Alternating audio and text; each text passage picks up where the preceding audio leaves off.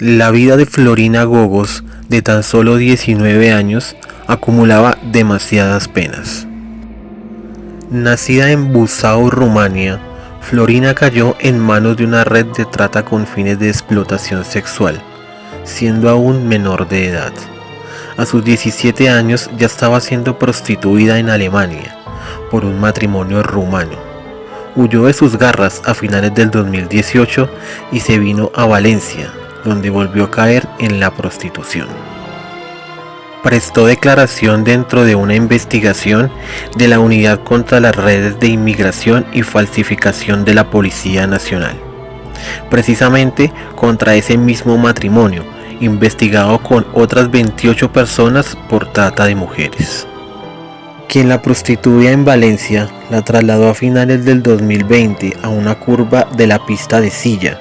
No llevaba ni un mes cuando fue asesinada el 8 de enero del 2021, un viernes a las 5:30 de la tarde. Florina se subió a un coche blanco bajo un fuerte aguacero. Una cámara captó el momento y registró cómo se internaban hacia los caminos que llevaban a los campos de naranjos, donde se llevan a cabo los encuentros sexuales. A los 20 minutos, el vehículo regresó y fue a bastante velocidad. Esa cortina de agua jugó a su favor, ya que en la grabación es imposible ver la matrícula del vehículo.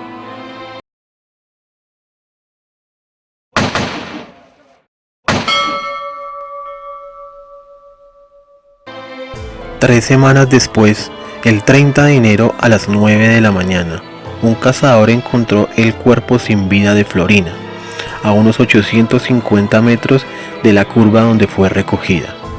La autopsia reveló que había sido estrangulada y estaba vestida y conservaba el bolso con todas sus pertenencias personales. El grupo de homicidios de la Guardia Civil de Valencia estrechó el cerco sobre el autor. La principal línea de investigación fue desde un inicio que Florina fue asesinada por un cliente. En todo caso, y como en cualquier investigación, el sigilo ha sido el mejor aliado de los agentes. Su asesinato ha provocado un creciente temor entre las mujeres que siguen a la fecha prostituidas a lo largo de la pista de Silla. Ahora al menos denuncian cada vez que un prostituidor se pone violento o creen detectar alguna actitud sospechosa.